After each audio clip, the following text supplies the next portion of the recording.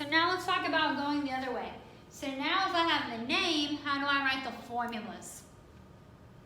So remember, when the name ends in the word acid, then I know that my formula starts with H.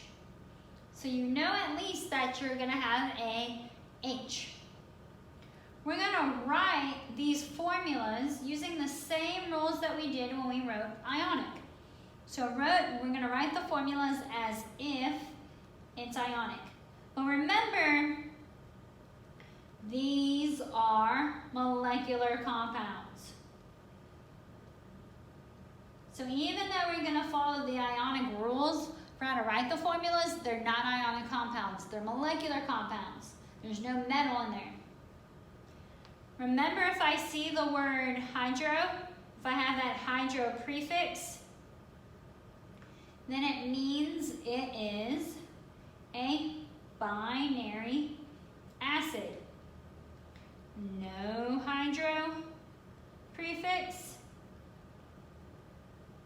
means it is an oxy acid.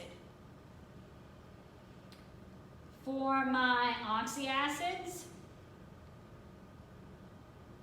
if the name ends in IC, then I know that my polyatomic ion ends in ATE. If the acid name ends in OUS, then I know my polyatomic ion ends in ITE. Okay? So it's kind of like thinking about it going backwards. If I know one, then I can figure out the other. Alright, so best way to do this is just to practice. So here it says, we have an example. So I want you to write the formula for hydrosulfuric acid. So the first thing I want you to recognize is the word acid. So if it has the word acid, then I know that my formula is going to start with an H+, because all acids have an H+ cation. So I automatically just write that down. Now I'm going to figure out what the anion is. So I need to see, does it have hydro? This guy does have hydro. So if he has hydro, I know that this is going to be a binary acid, which means that this guy is just a nonmetal. It's a nonmetal anion. So then I just got to look at the name and say, well, what element does that look like? What nonmetal element? It looks like sulfur. So I just write the symbol for the element. Then I need to go on the periodic table to figure out, well, what's the charge on sulfur? So sulfur is in group 6, so that means he has a -2 charge. So then I write the 2 cross down, just like I did with my ionic, and I have my formula. Can I reduce? Nope. But it's an acid, so I have to write AQ. And then I'm done. So this is going from the name to the formula. Let's do more. What are the formulas for the following acids? So the first one says chlorous acid.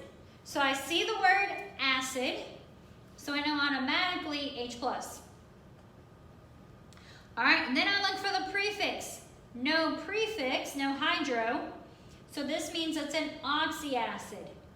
So my anion is going to be a polyatomic.